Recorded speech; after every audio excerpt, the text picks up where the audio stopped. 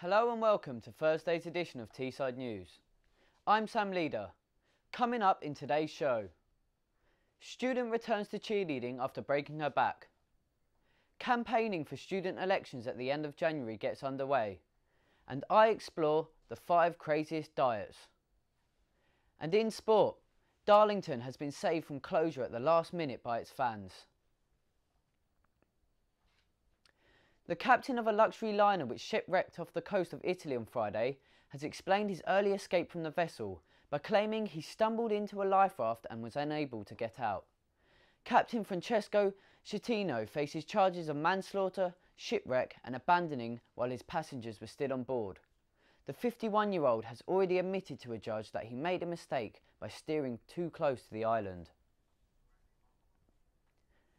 The only encyclopedia, Wikipedia, blacked out for the day yesterday in protest against planned American laws against internet piracy.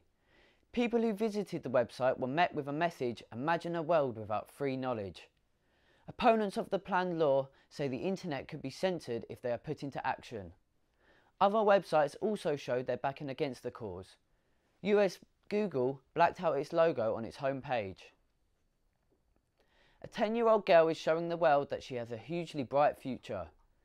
Kaia Gerber modelling for young Versace has a strangely familiar look. There is a simple explanation for this. Her mother is supermodel Cindy Crawford. Crawford was one of the world's first supermodels, alongside Naomi Campbell and Claudia Schiffer back in the 1990s. Kaia, whose father Randy Gerber was also a model, looks as if he may well follow in her mother's footsteps and becoming a star in her own right. And now the business news. Eastman Kodak, the company that invented the handheld camera, has filed for bankruptcy protection. The move gives the company time to reorganise itself without facing its creditors, and Kodak said that if it would mean business as normal for customers. The company has recently moved away from cameras to refocus on making printers to stern falling profits. The 133-year-old firm has struggled to keep up with competitors who are quicker to adapt to the digital era. Our top story: a Tside University student who broke her back in a freak accident is now competing in the sport she loves. 20-year-old Jennifer Murphy from Middlesbrough collided with a tyre wall when go-karting 2 years ago. The business management student is now on the road to recovery. Here is her story. I kind of panicked as I was going into a bend, female driver and all that, and I accelerated into the crash instead of braking.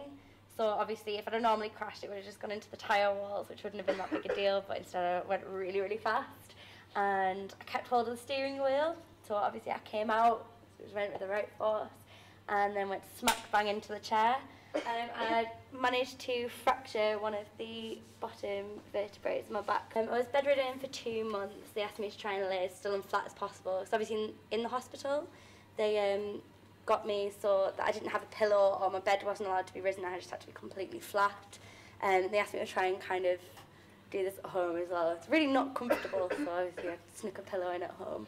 But they just tried to keep me as still and flat as possible. Obviously, the more I moved about, the worse it was probably going to get. So, well, at first, I automatically assumed going into cheerleading would have been more dance and just shaking pom-poms and things. But it was as soon as we went, they were throwing us up in the air, and that made me panic because you're just up standing on people's hands, and I kept thinking, if I fall out of this, I'm probably going to break it again.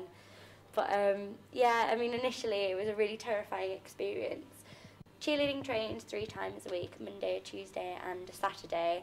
I only do 2 of them, but you can come to any of them you want. It's just fun to hang out. You're doing something you've probably never done before. When she first came to cheer, she was really nervous and she didn't want to do it. But they put her in the air, and after a while, I think after a couple of months, she just decided she loved it. She does well to say she can fly now. From a broken back to flying, that's pretty incredible, especially after like a year and a half. Last year, very nicely, my coaches awarded me most improved. I started off the year being extremely apprehensive. I didn't like going in the air at all, but towards the end of the year I became a lot more confident in what I was doing, and I got most improved, which was really nice. It made me feel like I was definitely, the hard work and effort I was putting in was worthwhile. Pretty much it's back to normal now. I think it's probably stronger than it used to be. Obviously, with broken bones, that's usually the case. I think now I'm a little bit more adventurous with it. At first, you know, I couldn't lift heavy things without feeling like a pain in my back. But we're 2 years on now, and I can barely feel it at all. Every now and again, I'll get a little pang and I'll need to lay down, but that's about it, really. So I'm all back to good as new. Elections for student union officers take place later this month on the 30th of January, when students will be invited to nominate candidates to organise student activities, education and campaigns and welfare. The most important role in the office is president. So, we invited Laurie Wheatman, who has been president of the Tside University Students' Union since July 2010, to come into the studio and tell us what the role involves. You all right, Laurie? Yeah, good, thank you. So, what did you enjoy mostly about the time as your president of the Students' Union? In the last 18 months, it's been a roller coaster of a ride, but meeting the new students every freshers has been really exciting, and getting them involved in the different activities in Tside. I also got to meet the Chancellor of the university, who's Lord Tom Sawyer, and he actually took us down to the House of Lords for lunch, and meeting different like presidents from around the country has been really good as well. Do you think you'll have to be slightly bonkers to stand for political office? I think you have to be a little bit crazy to stand for an executive officer position. It's long hours and it's a lot of hard work, but the rewards pay back 10 times. So. Students are often criticised for being apathetic about politics and more interested in themselves rather than wider issues. How do you respond to this? I don't think it's just students. I think people in general are apathetic to the word politics and what it stands for.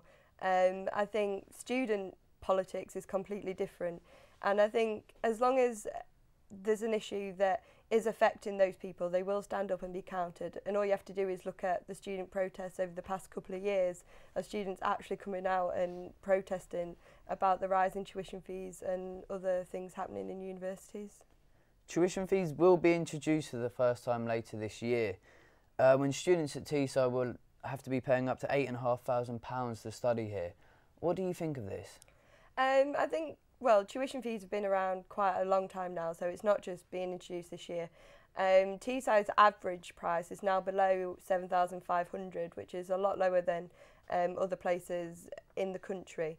Our student numbers for prospective students coming in 2012 in September are looking really good, so I think Tside are getting the message out that we're a good university, that you don't have to pay upfront and that you can pay it back in instalments once you're earning over £21,000. So. For the next president of the student union, what would be the best advice you could give them? One of the best pieces would be like, don't take things to heart.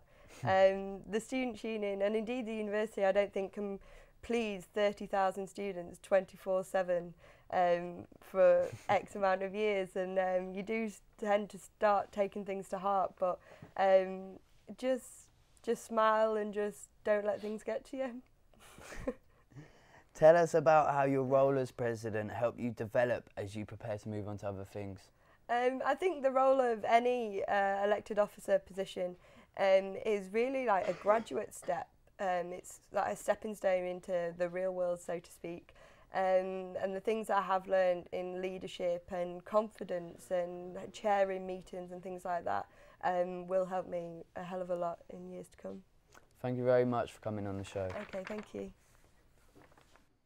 Losing weight is on many people's minds as they make New Year resolutions to go on a diet. But how successful are they? An all-party parliamentary inquiry is currently investigating the dieting industry, following revelations from a recent study in the United States that 95% of diets failed. Research by Mintold in its Dieting Trends UK report published in November last year show that 1 in 3 people are constantly striving to lose weight.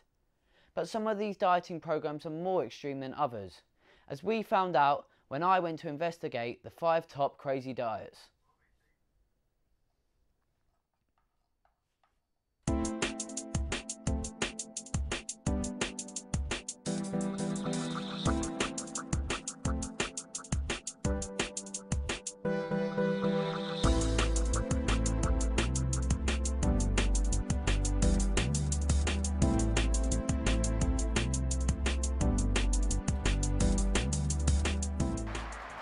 On average, 50% of people's New Year's resolutions is to lose weight. As more and more people are trying to find new methods to shed their pounds, Tside News finds the 5 best obscure dieting plans on the web. Spicy food definitely makes you hot, but can it make you lose weight? Hot peppers raise your metabolism, allowing your food to burn off more quickly. Spicy food also makes you eat slower, meaning by the time your body knows it's full, you haven't already munched through your whole meal.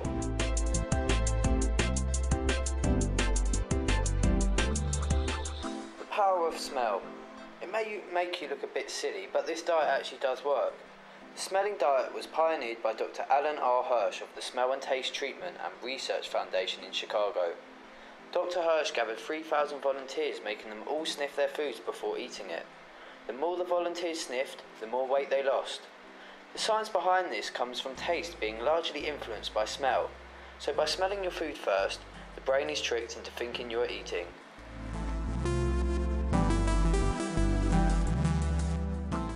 This diet may seem a little crazy at first, but cotton balls are low in calories as well as being very filling.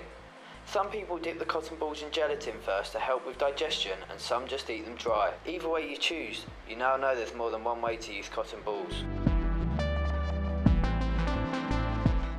Toothpaste diet aims to curb food cravings through brushing your teeth frequently. The mint flavour left in your mouth after brushing overwhelms your taste for food and reduces your appetite. The fresh feeling in the mouth also prevents people from snacking until they're actually hungry. There's no ingestion of toothpaste needed, but you could always try putting it on toast and see if that works too.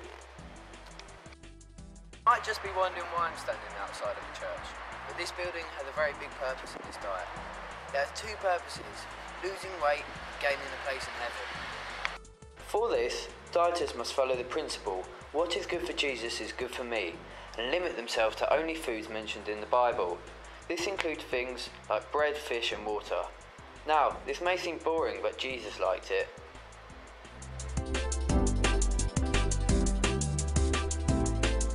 There we have it. So for those of you trying to lose weight after Christmas, here are the 5 diets you can use. Although we don't necessarily recommend them, they could just be the key to success.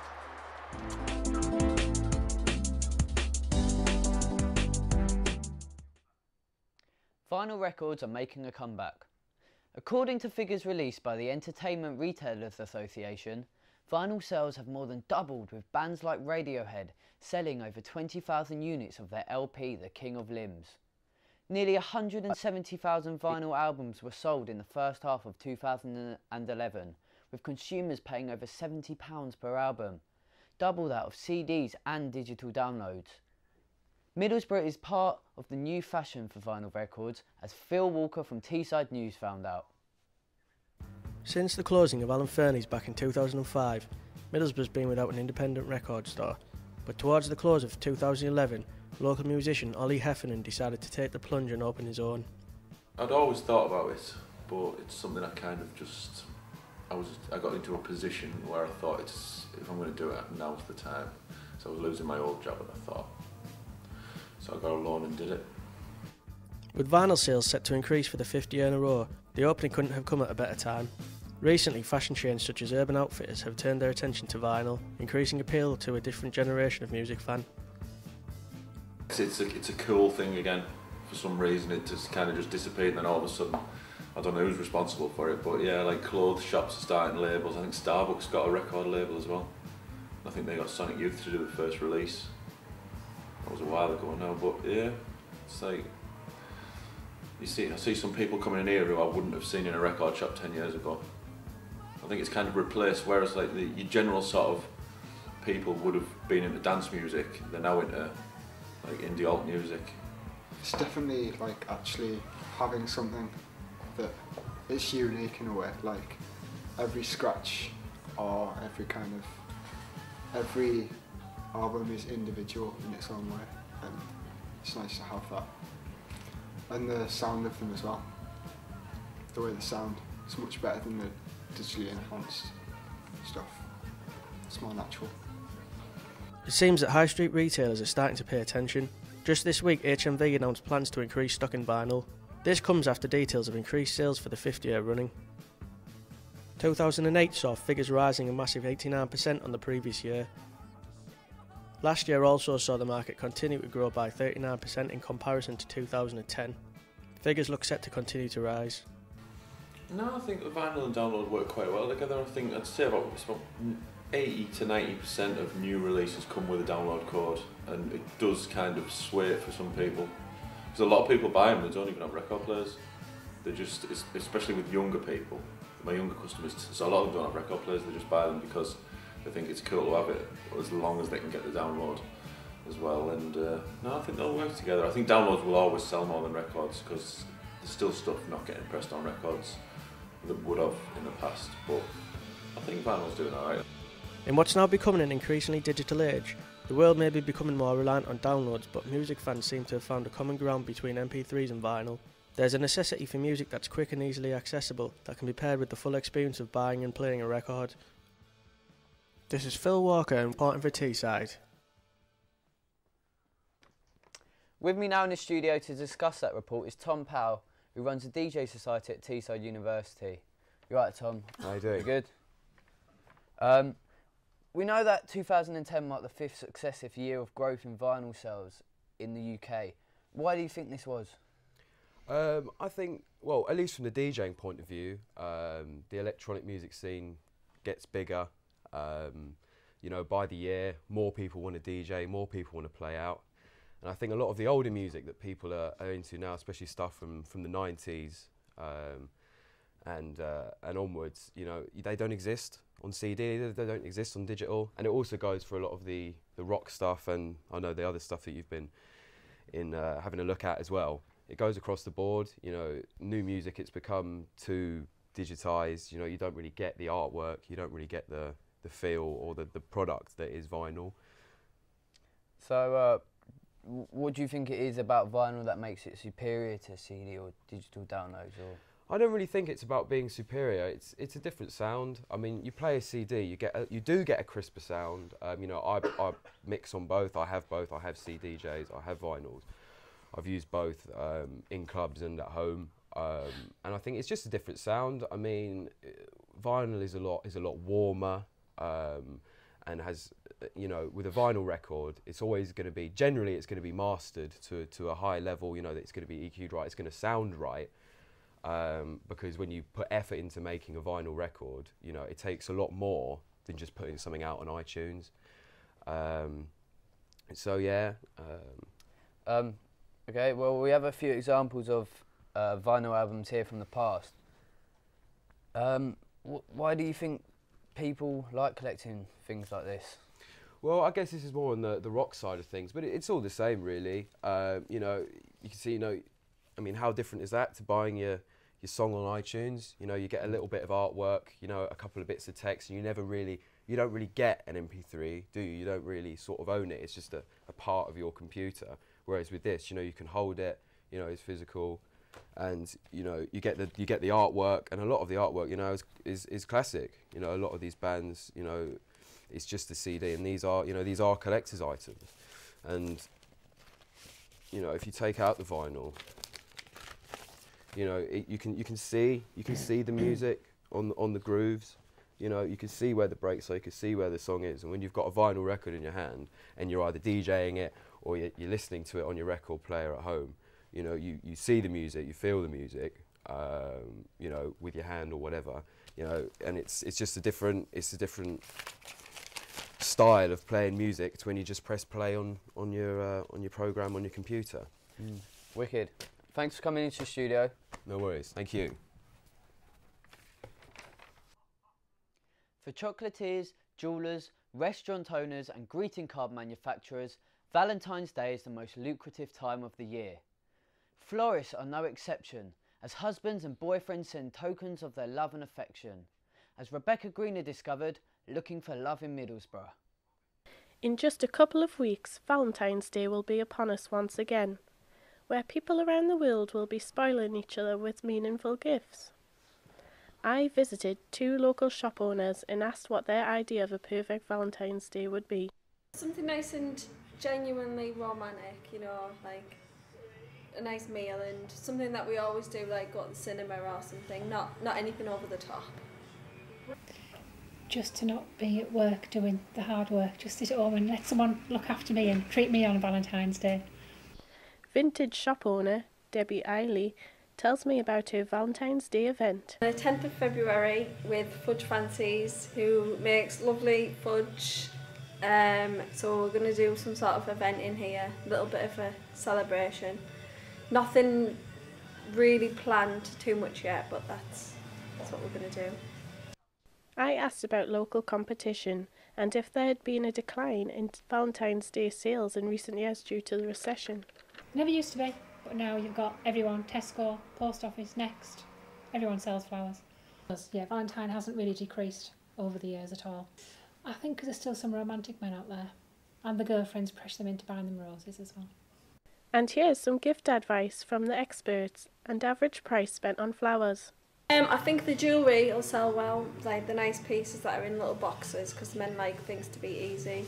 And also the signs, because they're quite quirky and ladies always like signs. So I think the ladies will be sending the men in with these ideas. Valentine's Day, usually about £40-ish. I mean, sometimes I want to add a teddy bear or a box of chocolates, then the price goes up about £40 generally. It's nice to see all these men who are quite still romantic and I love yous and marry me's, and it's nice. I hope this has helped getting you in the Valentine's mood. This is Rebecca Greener reporting for Tside News. And now for the sport with Nathan Weldon. Thanks, Sam. Our main sports story concerns Darlington Football Club, who have been given permission to fulfil their next 3 fixtures in the Blue Square Bet Premier after administrators agreed a deal with the Darlington FC Rescue Club. Former caretaker boss Craig Liddell and his remaining 10 players were summoned to the Northern Echo Arena at midday on Wednesday to be told by the club's administrator Harvey Madden that he had failed to agree a rescue plan and the club would fold after 128 years. But a few minutes later, a group of fans and local businessmen calling themselves the Darlington FC Rescue Group arrived at the stadium with £50,000 and pleaded with the administrator for more time.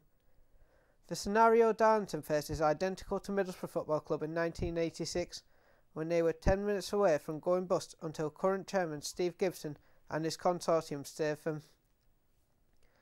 Tennis now, and Andy Murray is through to the 3rd round of the Australian Open after a straight sets victory over Frenchman Edouard Roger Vasselin. Murray won the game 6-1, 6-4, 6-4. Murray will play another Frenchman in the 3rd round in Michel Laudra on Saturday. Top seed Novak Djokovic is also through to the 3rd round after easily overcoming Colombia's Santiago Geraldo. Djokovic won in straight sets 6-3, 6-2, 6-1 and will now face Frenchman Nicolas Mahut in the 3rd round. And finally, David Beckham is to remain LA Galaxy after signing a new 2-year deal with the club. The former England captain had been linked with a move to Paris Saint-Germain but decided to stay at the team he joined in 2007 from Real Madrid. As well as being linked to Paris Saint-Germain, Beckham was also linked with a return to the Premier League, with Tottenham Hotspur a likely destination, but has decided to stay in California where he and his wife Victoria settled. Beckham, who began his career at Manchester United, helped Galaxy lift the MLS Cup last season, meaning he has won a major trophy with each of the clubs he has permanently signed for. Back to you, Sam. Thanks. That's all from me and the team at Tside News. Join us at the same time tomorrow when Group 2 will be here with an update. Goodbye. Not even that.